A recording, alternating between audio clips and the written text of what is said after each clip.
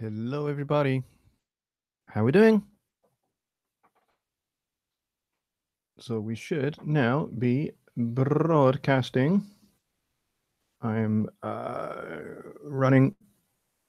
attempting to run a feed to this stream on my laptop, which is very, very slow. So I don't even know if this is going to work. But if you're here, hello, hello, hello. The thing I need to do is turn the volume off on the stream on my laptop. Once I got it working. Hello, stereo. Hello. Yeah, just need to. There we go. Mute it down.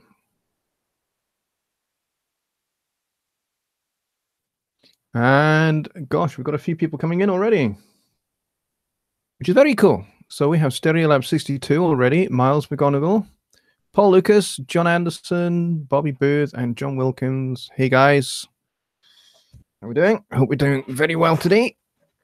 I'm not doing too badly. Maybe suffering a little bit from lack of sleep because I have actually been phenomenally busy recently. Now I've just noticed I'm not exactly centering shot on the camera. Sorry about that.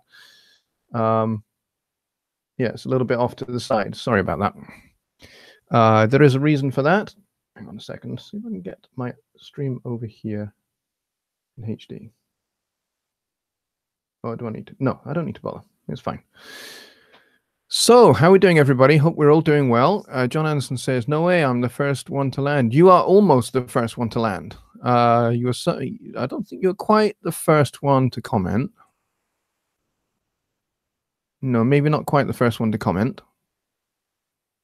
But yes, John, I saw your post. Stereolab 62 is asking how the weather is. It's been really cold here today.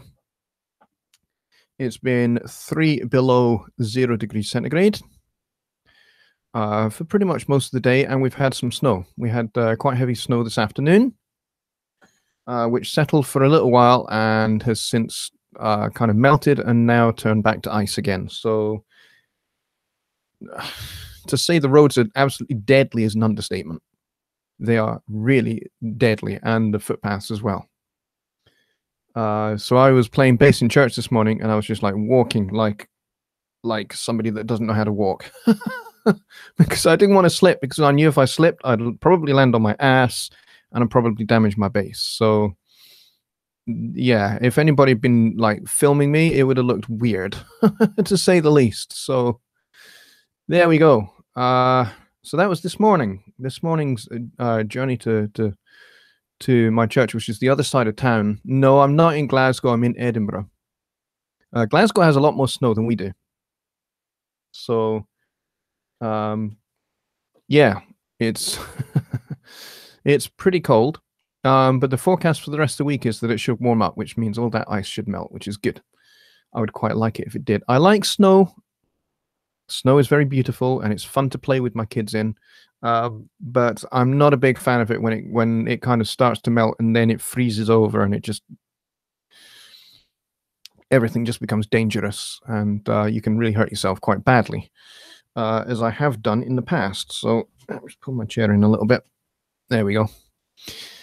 John says, "Johnny, as a bass player, what do you do if the bass player has two issues that you're trying to correct? One, unwanted string slap, not recording funk, and open string noise, a multi-dynamic compressor." You could certainly try. Yeah, you could certainly try that.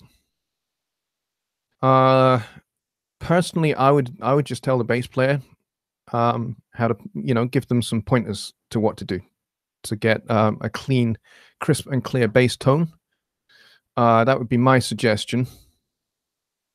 Yeah, basically just, tell them you don't want to, between notes, you don't want him to slap the string, because I know a lot of bass players that do that. They go ding, ding, ding, ding, ding, ding, ding, and you probably don't want them to do that.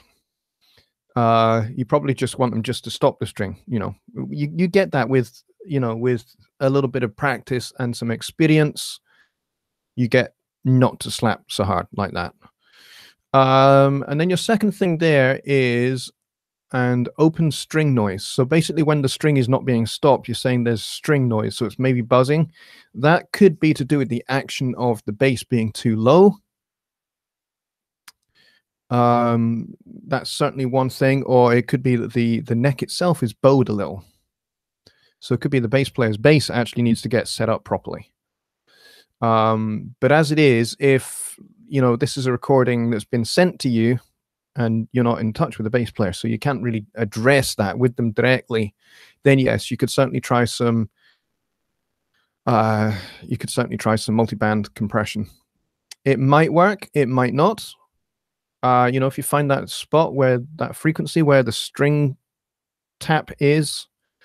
Otherwise, what you're going to have to do is you're probably going to have to go and painstakingly, do some clip gain on those, which will take a lot of time. And to be honest, in the time it takes you to do that, you may as well just say, hey, Mr. Bass Player, could you record that again?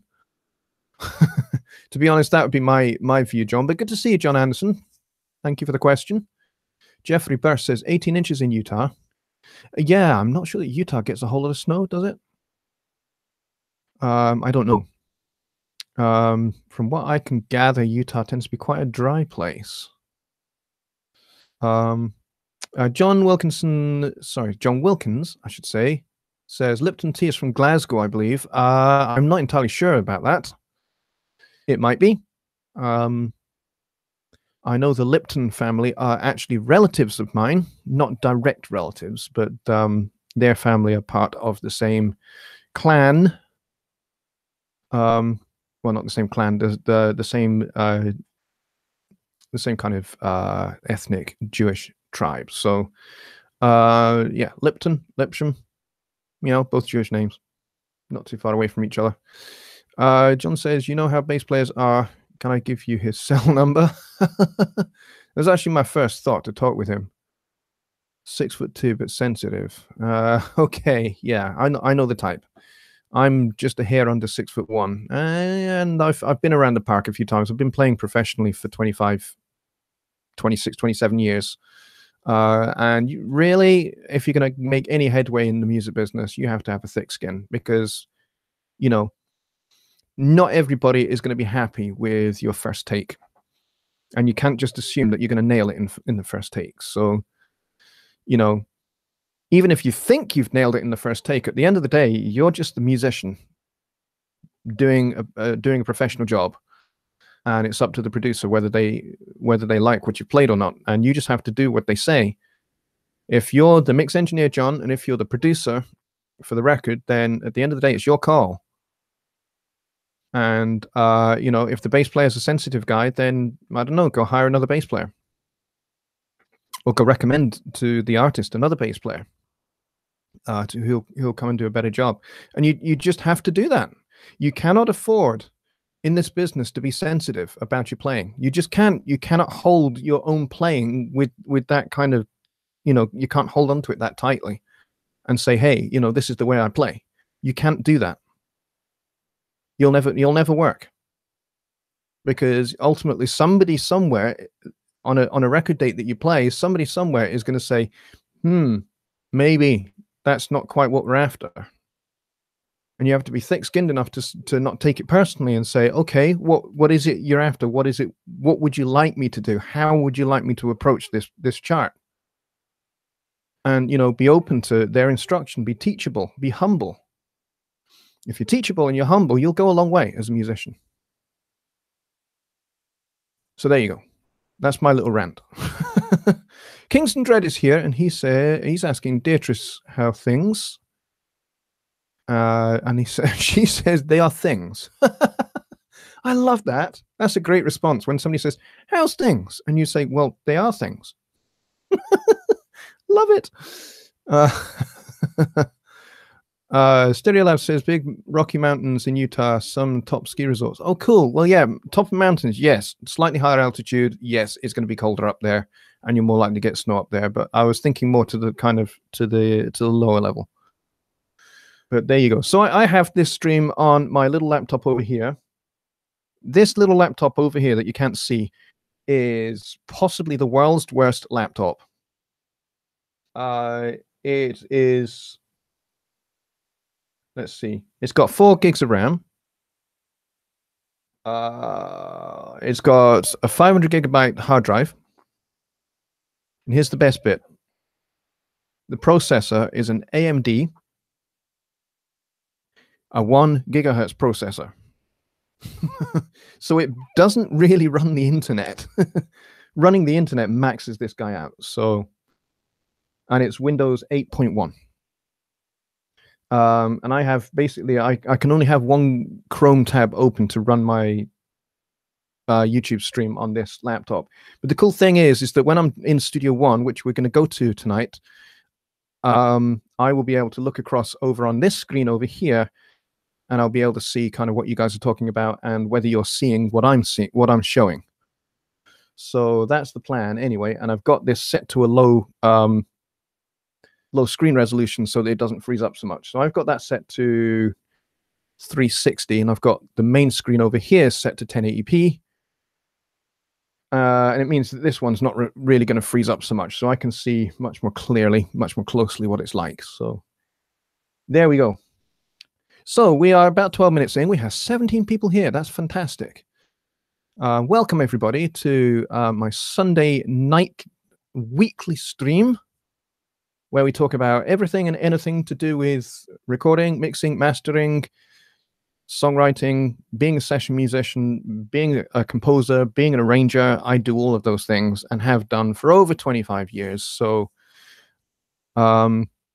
so there it is. That's what I do. And I've, as I say, I've been professional doing this since 1997. So 21 years, but I've been, also, my maths is rubbish. 1997 is when I actually went full time as a professional musician. But sort of in the years running up to that, I was a student and taking gigs as well. So there you go. So that's a little bit my potted back history, which should help you hopefully give you some clues about what I think I'm qualified to talk about. And certainly to answer your questions, which is what we're here for. I'm here every Sunday night for the most part. If I'm not going to be here, I will put up an announcement saying I'm not going to be here. But when I'm here to basically answer your questions to do with any of those subject areas and issues that you might be having. We can talk Studio One, we can talk PreSonus gear, we can talk DAW mode, we can talk all of those subjects. But I'm aware that not everybody has a Series 3 mixer, and not everybody has DAW mode. So that's okay. If you've not got it, you've not got it. Don't, those that have are going to ask questions. And I'm going to try my best to help you, but I'm not going to ignore you guys that don't have it, okay?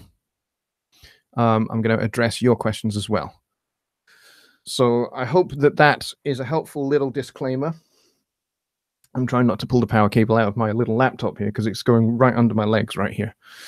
All right, so MJN, hi Mike, good to see you. MJN Studios says, how much snow did you guys get?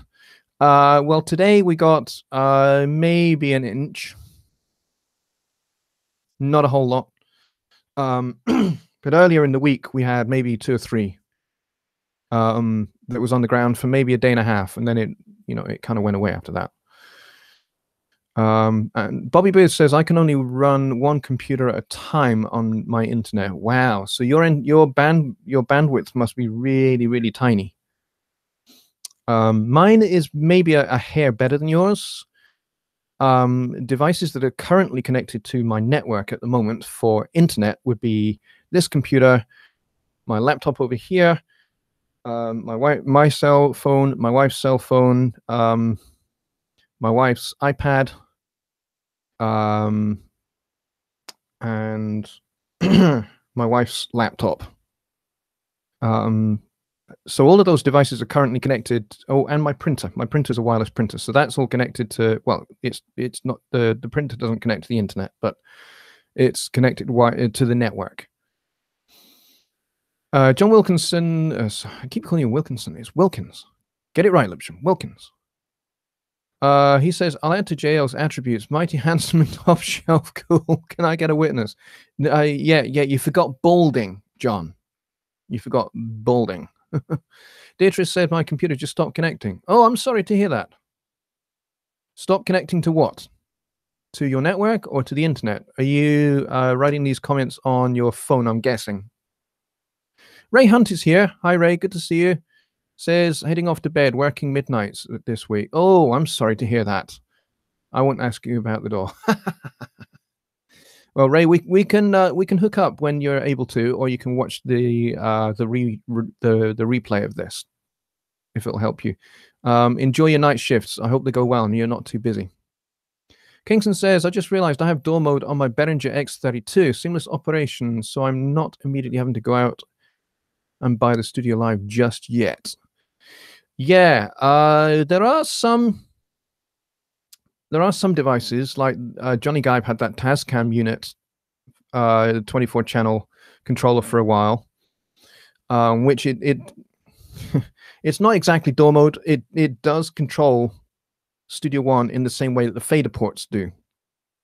Similar, not the same. Similar to the ways in which the fader ports do. But the difference between door mode for the Studio Live consoles and how the fader ports operate is that there are things that the Studio Live does that the fader ports just would never dream of being able to do.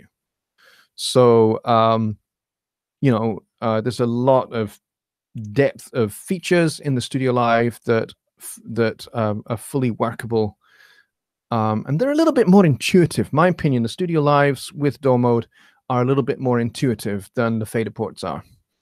The fader ports, they are a breeze to get running. I have the original fader port 1. It's a breeze to get running. You just plug it and play it, and you can automate to your heart's content.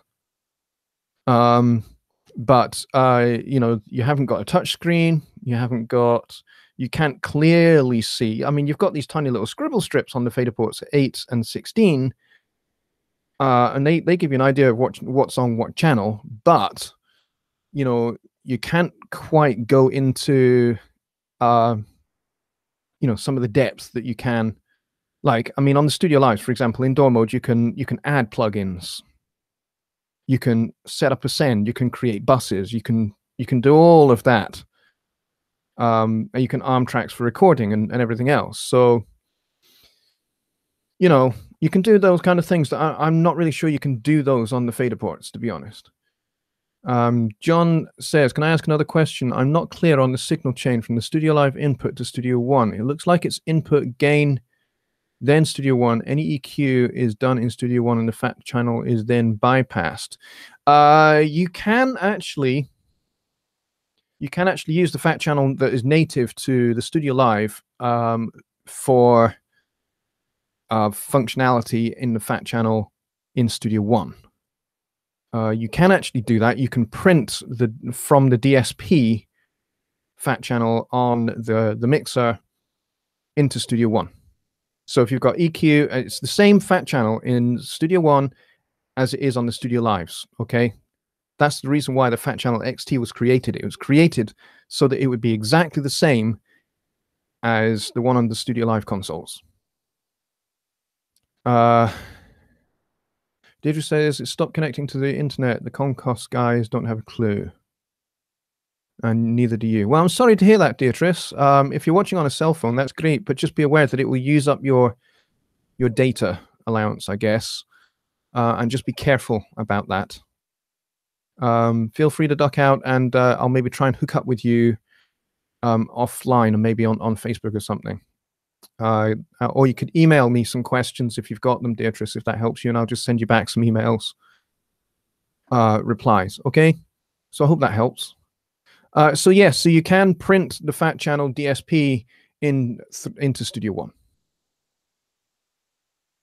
MJN says, I wish the scribble strips were on the bottom of the fader port 8.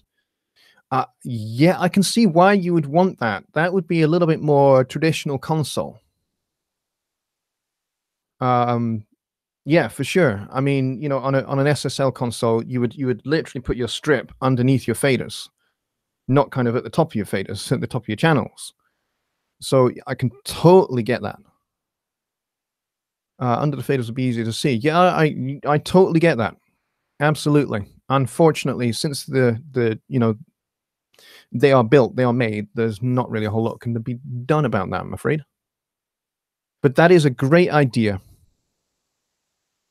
Paul is here, Paul Lucas, and he says, "Can you go over setting up a MIDI controller in Studio One? I can use mine for instruments, but not faders or touchpads."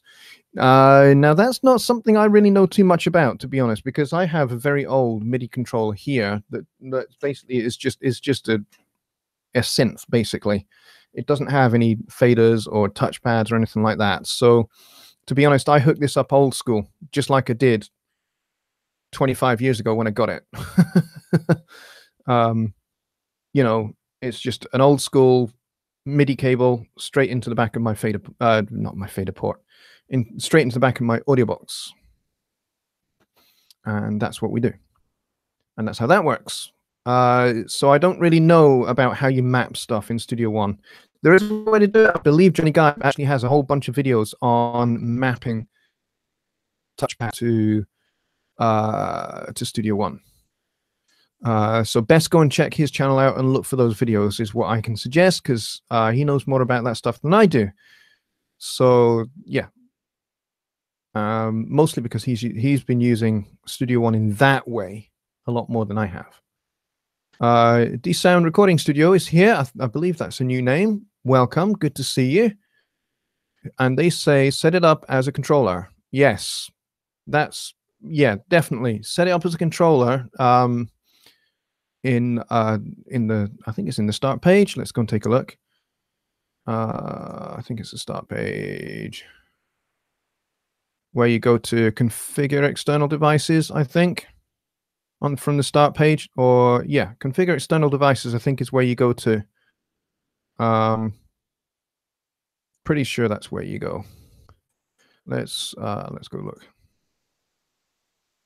And let's see. I'm just going to wait. I've opened up Studio One. I'm just going to wait and see if you guys can see this in just a minute, because there is quite a delay between me and the YouTube stream. That is a massive delay. Come on. There we go. All right. So you guys should be looking at Studio One now. I'm just going to confirm that. Yes, you are. Good. Excellent. So yes. So if you want to set up an external device, you go to configure external devices here. And you can add, you can edit, you can remove, you can do all sorts of stuff here. So I've got my IO2 set up as a new keyboard because it was originally, I was using its MIDI ports, which I don't use it that way anymore. I have my fader port. I have my Yamaha QS300. That's this guy over here. That's my controller keyboard that I was showing you. And I have that receiving from the MIDI in from the audio box. And of course, I have UCNet remote connected to Studio One as well, because I kind of have to. Alrighty, so I hope that helps. For the minute, I'm not going to come back to Studio One. I'm going to go back to your questions for a minute or two. And then we'll talk a little bit about backwards mixing, because we're about 25 minutes into the show now. Deirdre says, sorry guys, got to go. Yeah, catch the replay if you can, Deirdre. If you can't, that's not a problem. Yeah, if you got questions that were on your mind at the start of the show, then email them to me at johnny@jonnylipshamstudios.co.uk, and I'll get back to you as soon as I can. And Paul says that you'll check them out. Cool. And D-Sound is saying hi. That's awesome, D-Sound. Thank you for coming. And we have 17 people here, which is pretty good. Pretty good. Be nice if we had some more folks here, but yeah. 17 is pretty good. So we're about halfway through the show. So why don't we get into Studio One and talk about backwards mixing? Some of you will have heard me talk about that. John says, the reason I was asking about signal chain, doing a live show, use the fat channel EQ, but it seems that in setting up to record, setting up the fat channel is not necessary. Yeah, I don't use the Studio Live in a live setting, I'm afraid, so I can't really help you with that.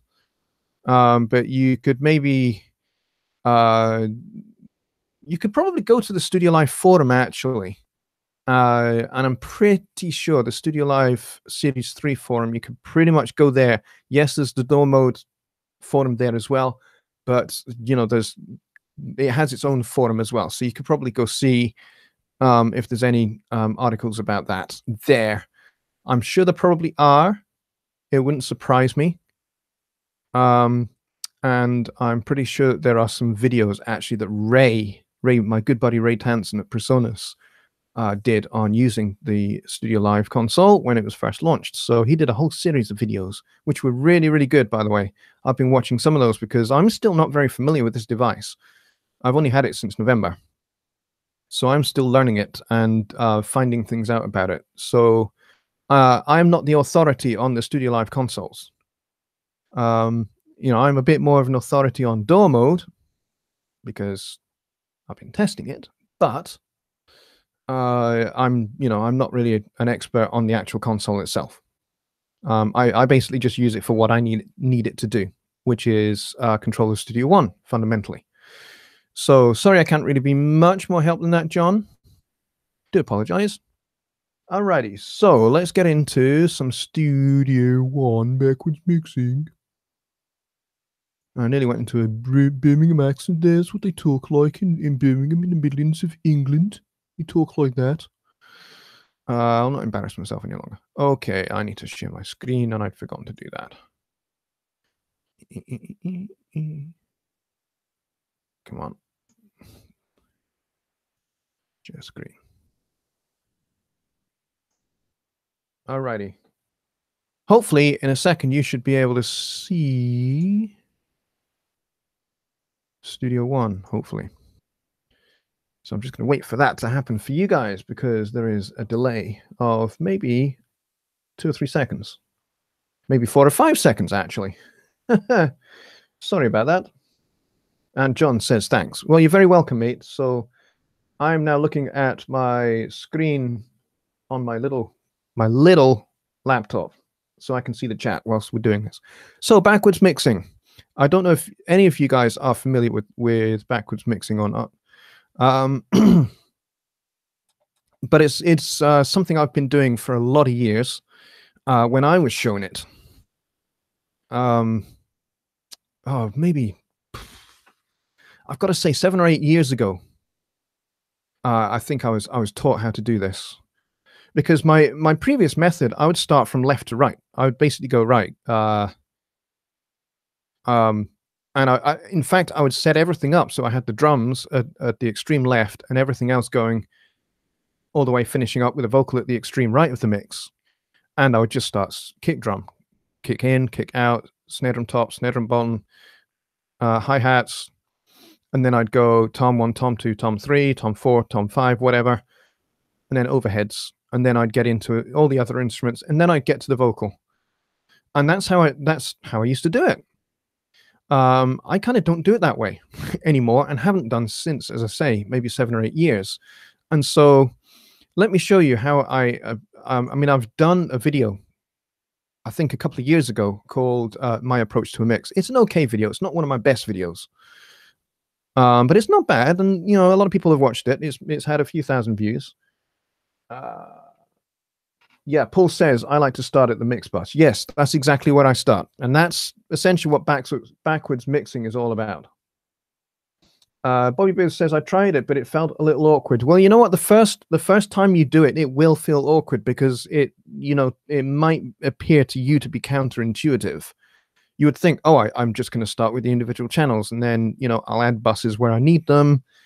But for me, when I did that, I mean, I did add buses, but in the end, my old way, and I was just adding buses, and to be honest, I would end up just using the buses just literally as a one fader for the drums or a one fader for the backing vocals.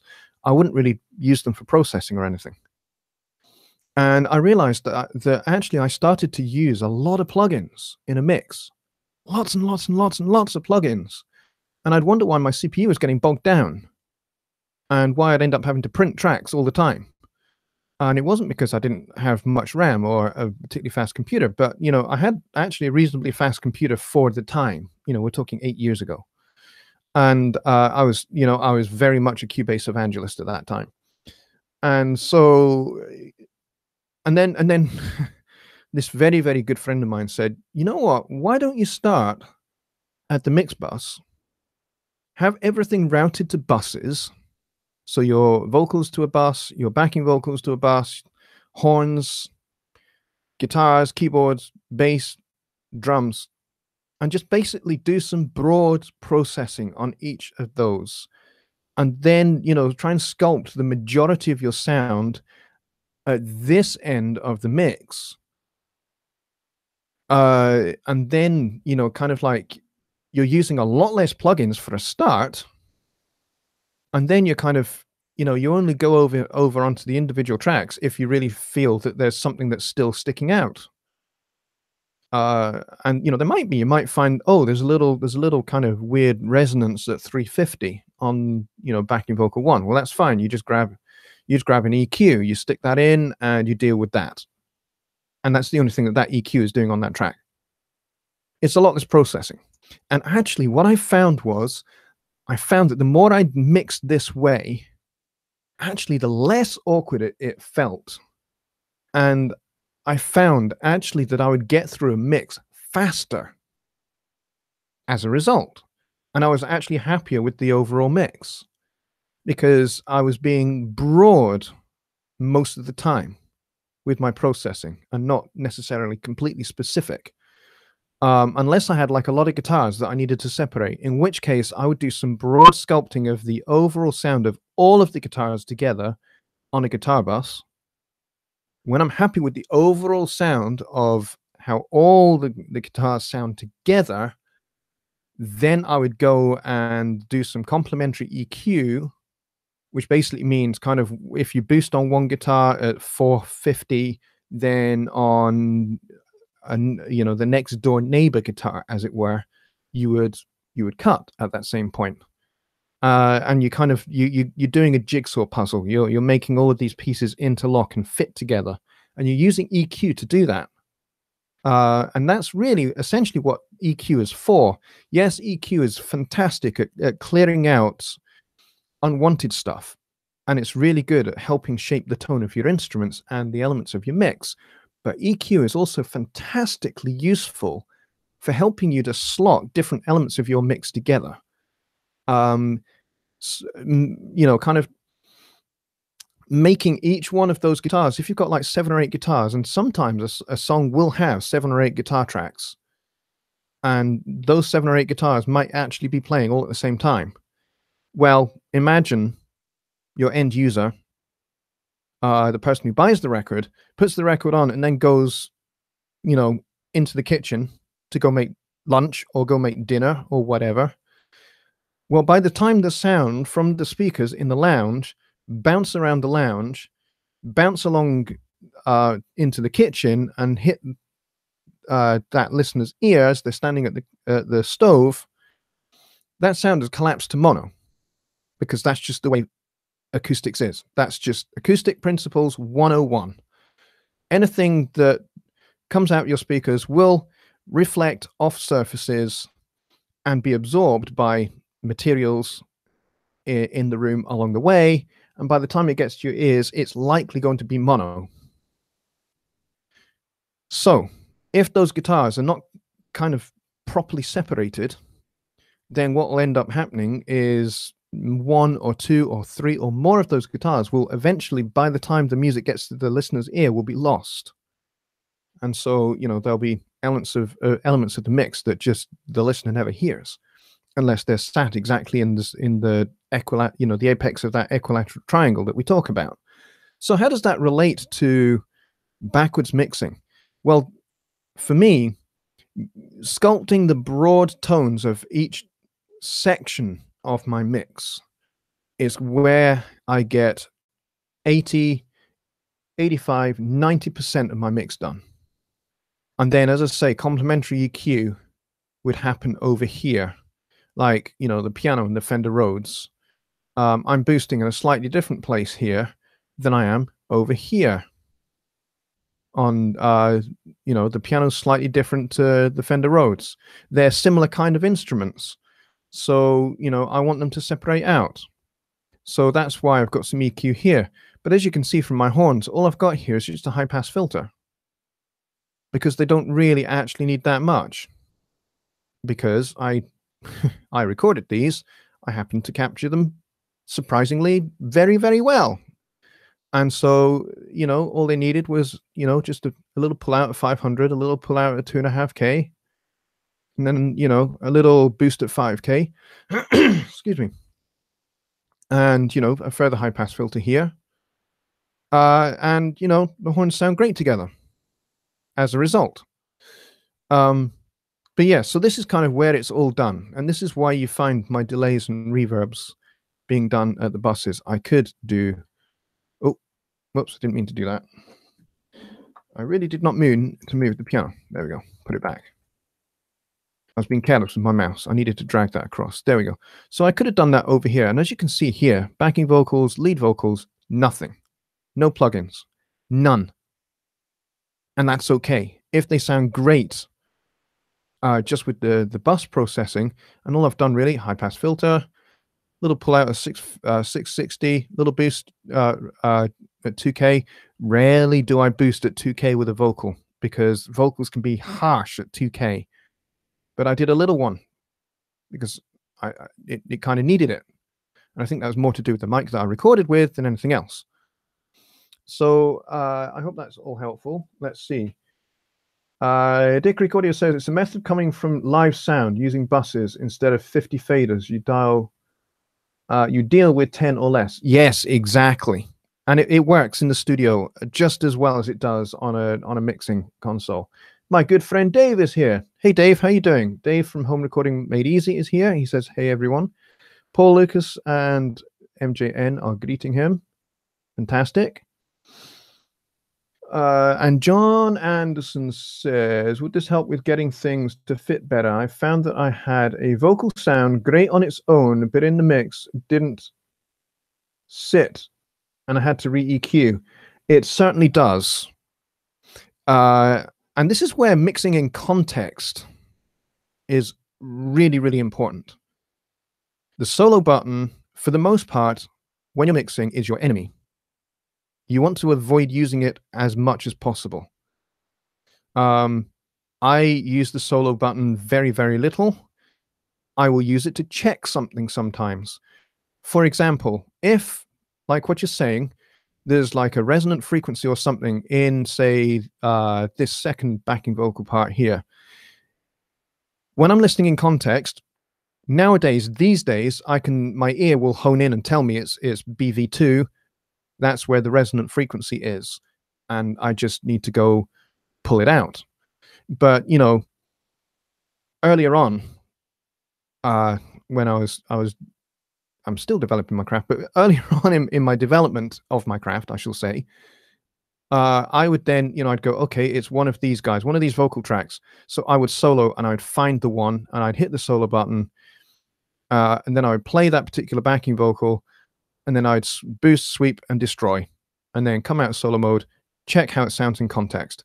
I kind of still do that sometimes, but for the most part, my ear kind of zeroes in on where that is these days. But yes, I do all my EQ in context. So I'm EQing over here, compressing over here, whilst the whole thing is playing. All tracks are live. All tracks are playing. They're not muted. And that's how I mix. And I suppose that goes back to what Dick Recordio was saying about live sound. I guess I have a bit of a live sound approach to mixing in the studio. To me, I like to get my mixes to a point where it sounds like I'm at a gig with this band, whatever the band is. And if it sounds great like that, then I'm happy. So that's primarily the way I mix. Which is why top-down mixing, or backwards mixing, as we're calling it here, that's why it really works for me. But as I say, if you've not done it before, or you've done it hardly at all, it'll be awkward for you if you're used to another workflow. If you're really used to another workflow and that workflow works for you, great.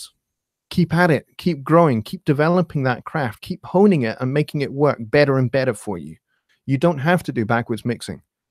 You'll see me talk about it, you'll maybe see Joe talk certainly earlier, maybe a couple of years ago, advocated this quite a lot, and he has moved slightly away from it, and he's kind of like developed it in a much more personal way to him, that works for him.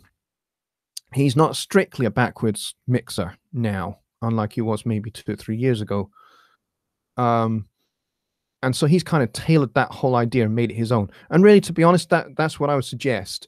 Give it a try, and if you find that it works for you, tailor it, mold it, shape the process into something that works for you, that makes mixing easier for you, because that's what these workflows are all about. Fundamentally, they are about making the job easier for you. All right, let's go and do some questions. So I'm going to stop sharing the screen, and we're going to go back over here. We'll do a few more questions. I'll keep Studio One open just in case you got some other questions that you want me to show you more specifically on this. Paul says, for me, it is like adding glue first, then I'm able to make better decisions on individual instruments. Yeah, that would be another advantageous reason for me too. Dear Creek Audio says, solo buttons are good for finding buzzes, and if you left your TV on when tracking, mixing, etc. Solo is great when tracking. You're mixing now, not soloing. Mixing, the opposite of soloing. Yes, that would be my view. John says, can you cover the process after you've set up your buses? Example, what do you do with the drums? Okay, yeah, we can do that. Let's dial in. And whilst we're about to go back to Studio One, my good friend Vacha at Recording Studio 9, he says, hello from sunny and hot Sydney, Australia.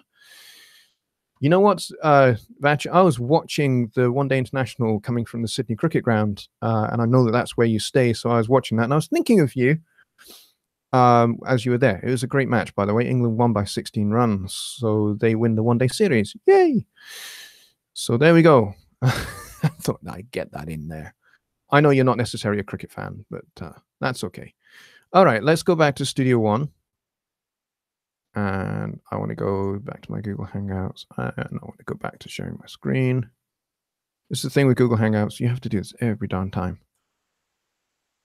But that's okay. So you want to know, in a minute, when Studio One comes back up for you guys, you want to know how I deal with drums once I've set up all my buses. That's a great point, and we'll get to that right away. Okay, here we go. So drums. Let's solo the drums up on this song, actually. And some of you will be familiar with this song. This is Chanel from my EP I can't say last year anymore because it was 2016 when I released this, nearly 2 years ago. So let's just play a little bit of this drum track.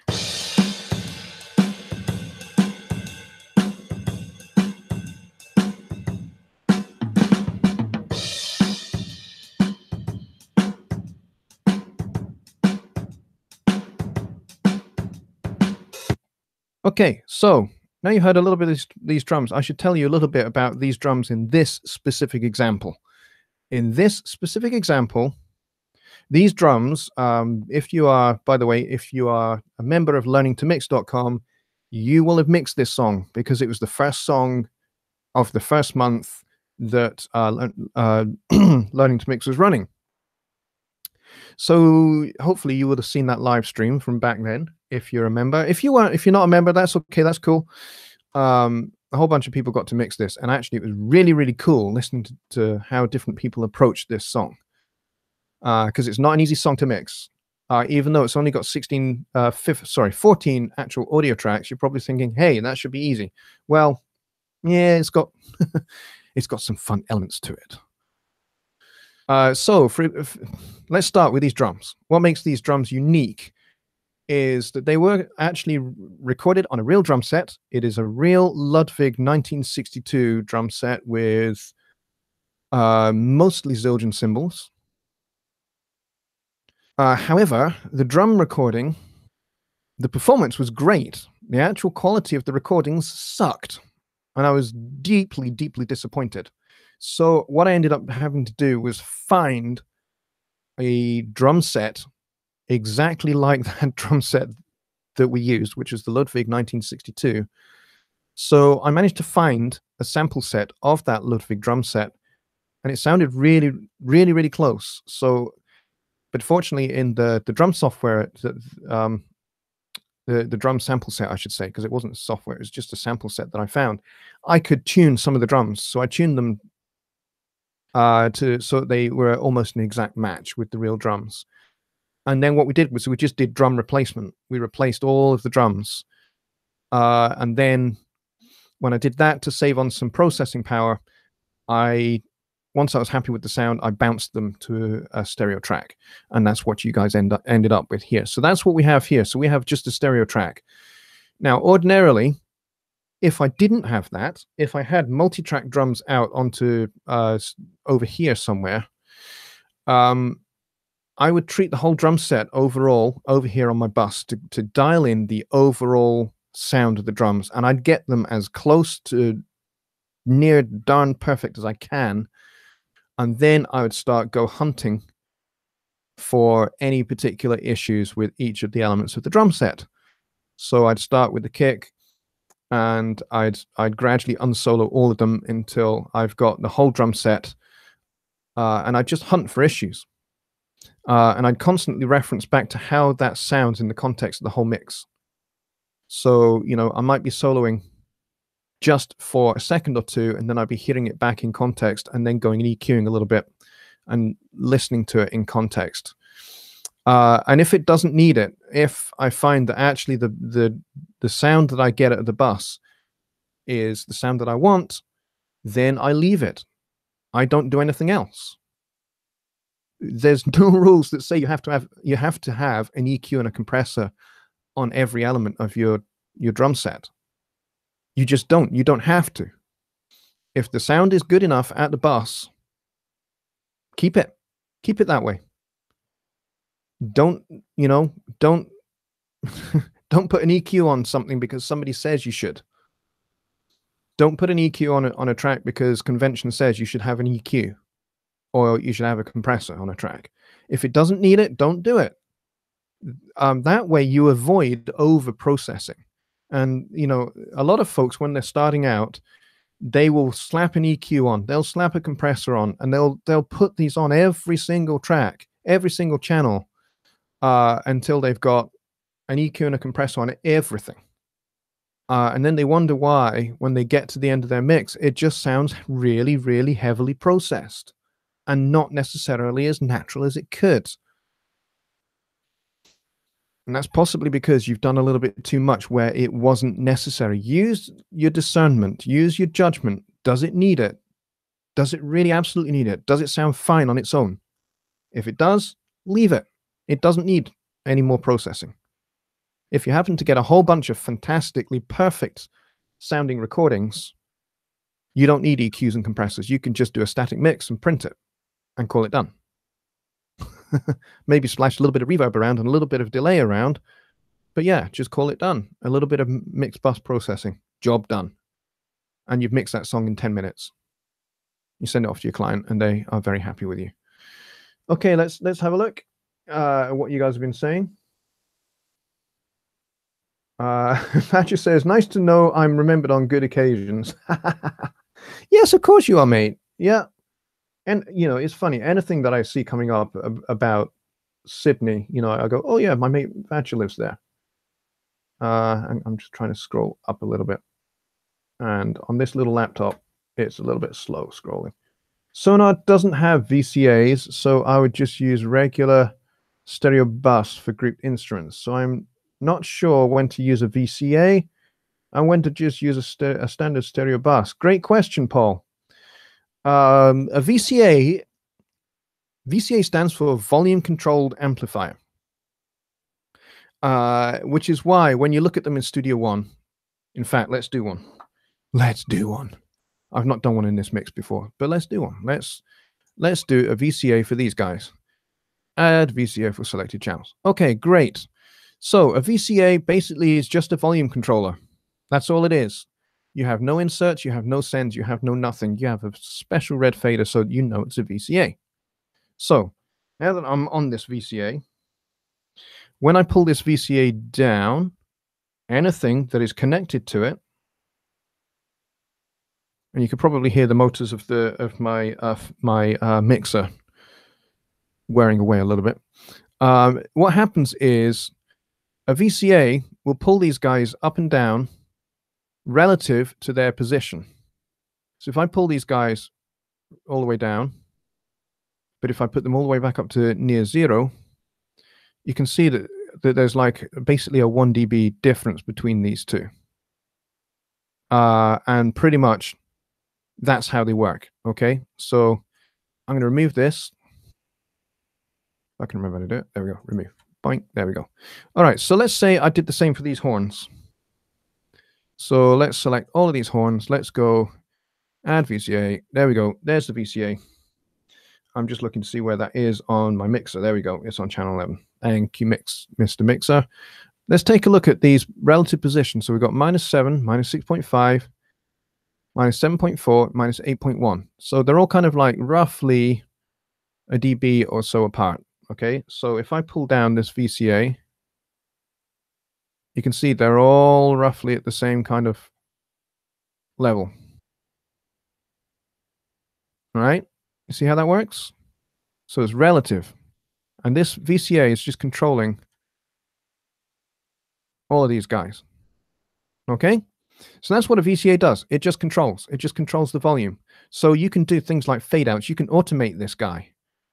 So if I wanted to automate a fade on these horns for any particular reason, I can do, and I don't need to group a track to do it. I don't need to automate a bus to do it. I can do it with the volume control. The thing with a bus, if I were to do the same thing, just using the horns bus over here, well, when I adjust this, it's going to affect anything on here.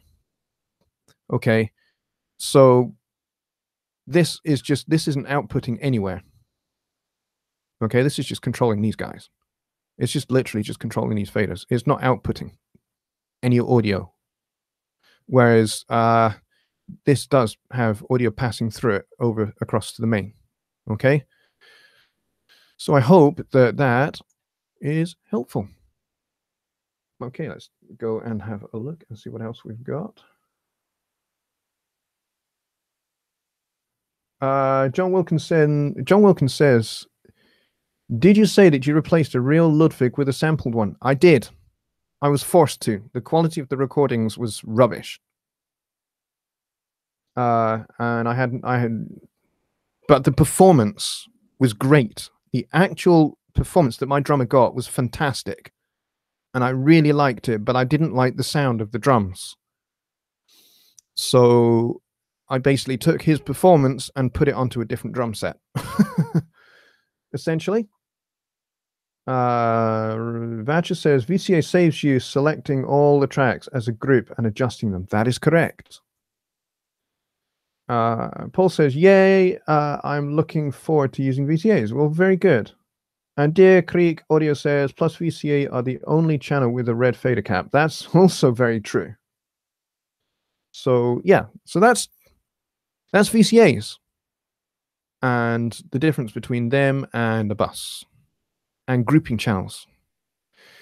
Now, the downside of a VCA is that it does take up a channel on your mixer, whereas grouping doesn't. Grouping, you just select them and group them, and then you can grab one of those grouped faders and it moves all of them. But there's plus points and down points of grouping as well. Personally, it really doesn't bother me that a VCA is an additional channel on your console. Really doesn't bother me at all.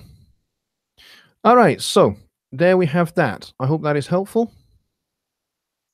We can always come back to Studio One if we've got more questions. Let's see, Vatcher says, since VCA introduction, I use them all the time to adjust bus input levels to make sure I do not overload or clip the bus input. That's a great way to use a VCA. That is a fantastic way to use a VCA. To be honest, I don't really use them because of the way I gain stage at every part of my recording and my mixing. So, you know, I gain stage in the recording phase as much as I gain stage in the mixing phase, and as much as I gain stage at mastering. Basically, I have an idea of wanting to ensure that everything is at a good level at every phase of the mix, so that I never clip anything. I never clip an analog emulation of a plugin.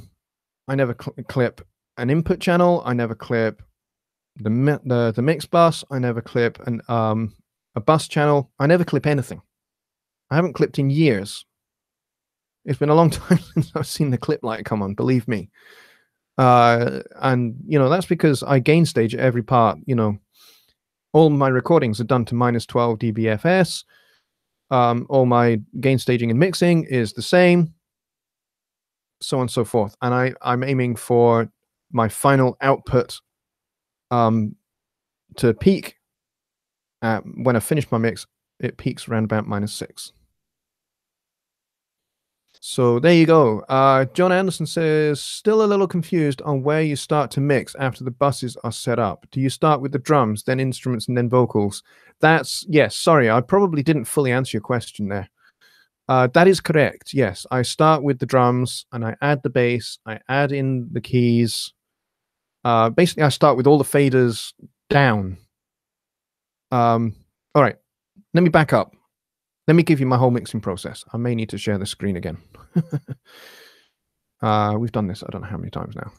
Let's see. Let's go back to sharing the screen again. So my whole process, there is a video that I go into this in quite a lot of details, about 15, 16, 17 minutes, I think, long. My approach to a mix is what it's called. You can watch that. That'll give you some insight as well. But just briefly, let's go over it. First thing I do in my mixing process, as soon as I've imported the tracks, first thing I do is I color code everything and I organize everything how I want it, because oftentimes they won't be in this, they'll be completely out of order. I'll have a bass over here, vocal over here, backing vocal over here, trumpet here, trombone over here, whatever. It'll all be messed up, because usually when I get tracks, they get sent to me via Dropbox. Dropbox catalogs everything alphabetically. So when I grab them all and I drag them all in, they are dragged in alphabetically, and I have to sort them out into where I want them. So I always want my lead vocal on the left and drums on the furthest right before I get to buses. And that's just the way I prefer to do it. So first thing I do is I gain stage. Once I've gained stage and everything is good and sweet at -12 on all of my channels, then I start my mixing process. Oh, actually, before I get to that, I've already set up all my buses. Basically, I've got them all in, I've got them all organized, I've color-coded everything. Next thing I do is I route everything to my buses. Once the busing system is set up and everything is color-coded as I want it to be, then I get to the static mix. Static mix is playing the song with all the faders down to 0. And then I gradually bring them in one by one. So I'll start with the drums fader up. I'll bring in the fretless bass. I'll bring in the keyboards, then the horns, soprano sax solo, then the backing vocals, and then I'll bring in the vocal last in my static mix, and then I'll pan things around where I want them in the stereo spectrum. Once I've got that and I'm really happy with the static balance, D-Sound says, do you gain stage with the mix tool? No, I do not. I use clip gain. You could use the mix tool. That's fine, but I don't want to use a plugin to do it, really. I'd much rather use clip gain. Actually says it's about finding the sweet spot of the bus plugin by adjusting the VCA. Yeah, you can certainly do it that way. Deer Creek says people seem to like the VCA faders next to the group for quick mixing. I'd think easier off by themselves somewhere. like on a live sound rig. Plus, you can have a fader port doing just the VCAs. That is correct. Yes, that's the approach I would take if I was using VCAs, which I don't. So, so I've done my static mix. Everything is cool and funky sounding. Then I go to this button here or this button here. Doesn't matter which one. This is the mono button. That goes into mono. And I mix in context, guys, in mono. And what I do then is all of these are all set up for my static mix. These bus faders, when I'm doing the static mix, are set at 0. I don't adjust these at all. They're set at 0. And I turn all of these guys down, and then I bring in each bus one by one, and I balance the buses. And then when I'm happy with that, I get to EQing and compression. And when I'm all done there, then I go over here, and I start to separate out individual elements where it's necessary. And I find any final little problem that I need to fix, any little resonant frequencies that I've not caught at the bus side of things, then I'll catch them over here on the individual channels. And then once that is all done, then my mix is probably about 85% done. Then I undo this button, we flip it back out to stereo, and I check to see how the whole thing sounds in stereo. I play the whole song from start to finish. I do not touch anything. I listen to the whole thing through in stereo. And then if I find that there are still one or two things that need adjusted, I go and adjust those. And then we go back to the start of the song. We play the song again all the way through from start to finish, keeping it in stereo. I make some more notes, if I need to, of anything that sticks out that needs changed. And then I go and I do all of those things that are on the list. And then we go back again. We listen to the whole song from start to finish. And we repeat this maybe 3 or 4 times until that list is down to, well, nothing. I've not got anything to write. I've listened through the whole song and there's nothing to write about. There's nothing that sticks out. It sounds great. And at that point, I go, mix complete. Job done. I save it. I export a mix down off to my client. And we see how it goes from there. So that's pretty much my mixing approach in a nutshell. It's not the same mixing approach as everybody. Not everybody will do it the way I do it.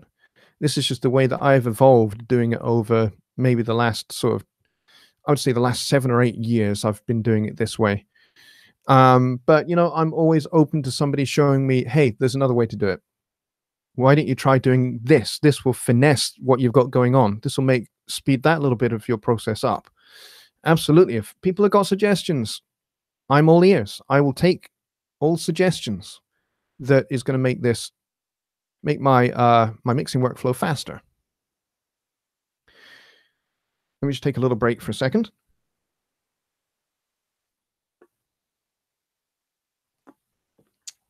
Alrighty. Let's see.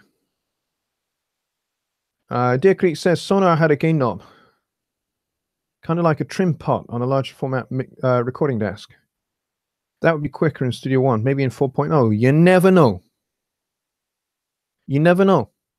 That might be an option. That might be something that the guys in Hamburg are considering. Go and have a look at the answers.presonus.com. Go to the Studio One feature request thread on answers.presonus.com and go and see if that's there. If it's there, vote it up. If it's not there, make a feature request for it. Trim knob on every channel. Why the heck not? You never know. It might get added. To be honest, I know for a fact that the guys in Hamburg, they peruse those feature request threads because that's where they get a lot of their ideas. They have some of their own ideas. They have their, they've got their own roadmap, I would think, about the development of Studio One. I would imagine they're probably a long way ahead of the public, I should think. And I know that they go and they source ideas for development from user feature requests. And a lot of them get added. I mean, I think it was Studio One 3.2. I had 2 feature requests that I put in. I think when 3.0 arrived, I put in a couple of feature requests because I was just like, it wouldn't be really great if Studio One had these couple of things. It would just make my life a lot easier, and I was sure a lot of other people's lives a lot easier. So I went and put these on, and hey presto, in Studio One 3.2, ta-da, those features got added for everybody to enjoy forever. So you never know. Vanchi says, I use clip gain too. Bobby Bird says, quick clip gain question mark. Clip gain. I can show you clip gain. Let's come out with the mixer. Clip gain is where you grab your clip and you adjust this guy here, up or down, accordingly. Now, these are stems, so you may not have like just one great big long stem. You might have lots of cuts in yours. You just grab that bit and you just adjust this guy here. That's clip gain. Actually, you probably couldn't see that. I don't think I'm still sharing my screen, am I? Oh, maybe I am. Okay.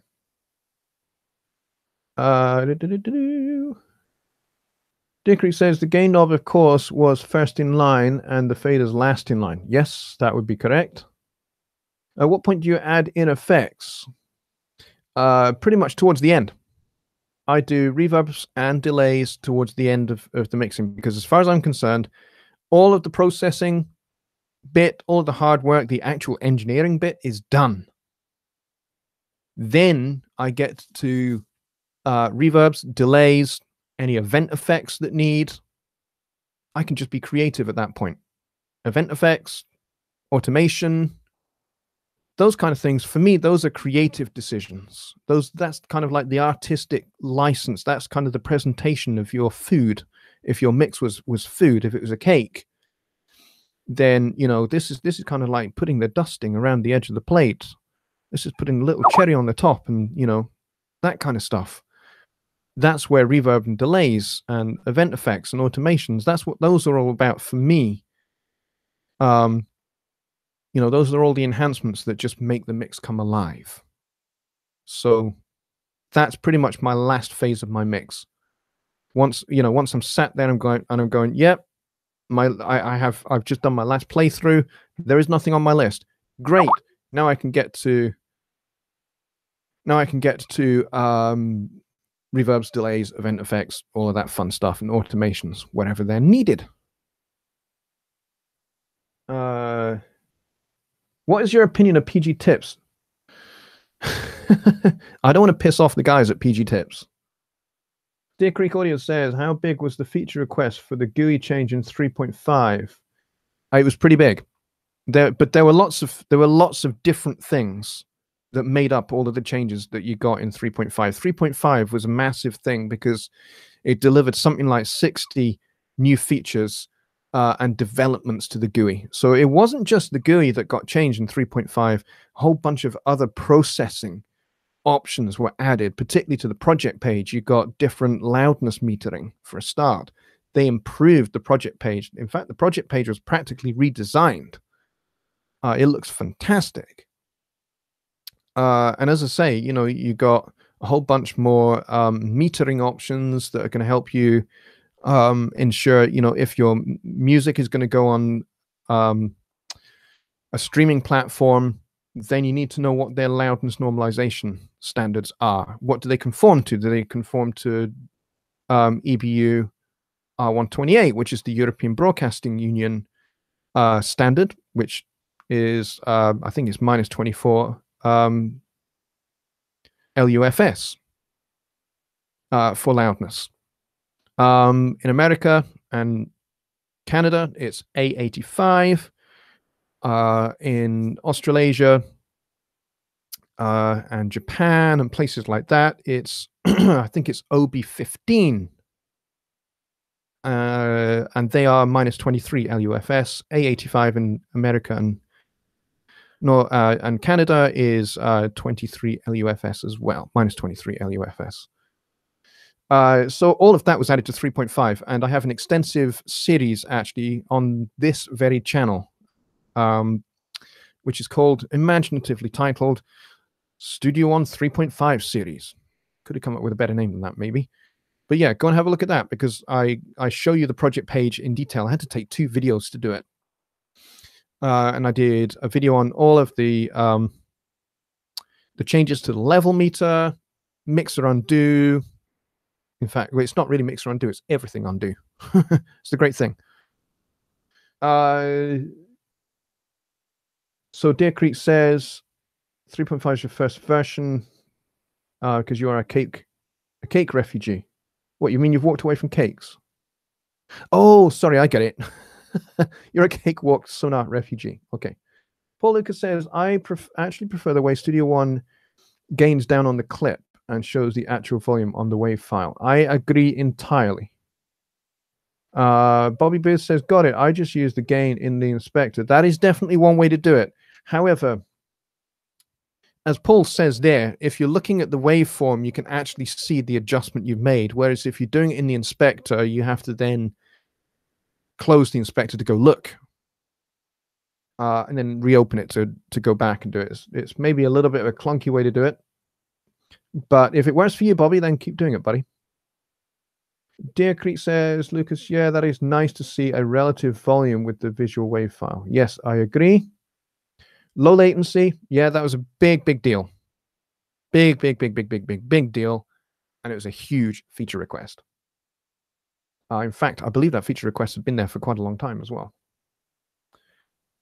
And Deer Creek says, I was just wondering if people were grumbling about the earlier GUI in Studio One. I don't think we were grumbling. I think we were just aware that Studio One it's a young DAW. It's only been around since 2009. So it's not even 10 years old yet. 2019, next year, it will be the 10th anniversary of Studio One. So, to me, Studio One 3.5, as it is now, looks, sleek, lean, bright, vibrant. It's great to look at. And you get everything that you could possibly need for recording, mixing, and mastering. No doubt about it. But, when I came to Studio One in 2014, it was Studio One 2.6. It was all kind of grays and blues, which at the time was kind of like they went with that because that was the PreSonus branding colors. So it made sense to go with that at the time. They wanted to very much say this is PreSonus Studio One. So, but now Studio One is, it's a fantastic DAW. It's much more widely known than it was back in the 2.6 days. So yeah. I think it's when I look back on Studio One 2.6 now, I go, gosh, it's a little bit boring to look at, but it's incredibly powerful and functional, and all of that's improved. So it's not only does it look great, it's even more powerful and more functional than it was. Paul says he's got to go do some work, but we'll watch the rest later. Well, we are just about to wrap up, actually, buddy. So you're not going to miss anything. D-Sound says, love to see a separate undo just for the mixer. And Thatcher says he owned 1.4. Yes, 1.4. I have seen pictures of 1.4. And it does look a little bit basic, doesn't it? But you know what? You got to start a DAW somewhere. And what? Version 1, as Matthias said, when 3.0 launched, he said version 4 was about getting the architecture right, getting the platform right, getting the audio engine right, getting all of the bare basics right first, and then they could address things like the GUI later down the line. So who knows what 4.0 is going to look like? I have no idea. So long as they have a team making plugin, native, I'll be a happy guy. Degree says, yeah, but 10 years in software is a lifetime. What kind of computer did you have 10 years ago? Not blaming, but they had a high bar to set to start with their software. Yeah, they did. You know, you know,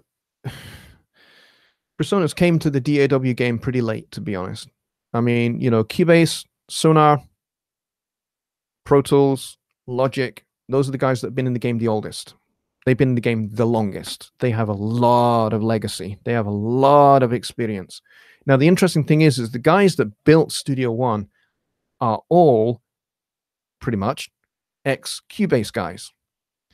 Matthias, for example, invented VST2 and was part of the team that developed the Halion software sampler.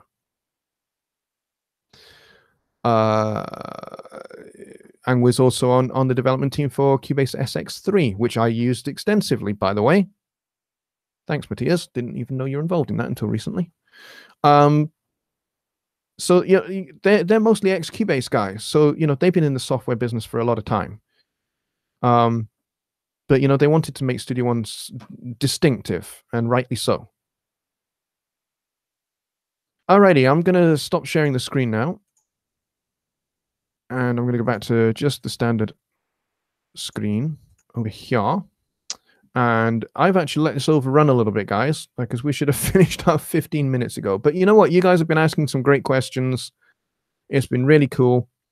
It's been a good show tonight. And I've held pretty much at 17 all the way, which is great to have a steady audience all the way through. So I just want to say, folks, thank you so very much for coming. Thanks for the great questions. D-Sound says, yep, use Cubase on the Atari. That's exactly where I started. 1988 or 89, I think it was. And I started with Steinberg Pro 24, which was fun to use. Really was a lot of fun. But yeah, thanks so much for coming, folks. And I hope you found what we talked about useful, helpful, beneficial. And we'll do another stream next Sunday, I'm pretty sure.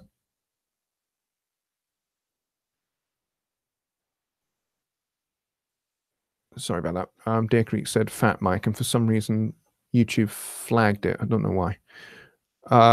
Anyway, yeah, so we'll be doing another stream next Sunday at the same time. In fact, pretty much we're going to be running these every week now.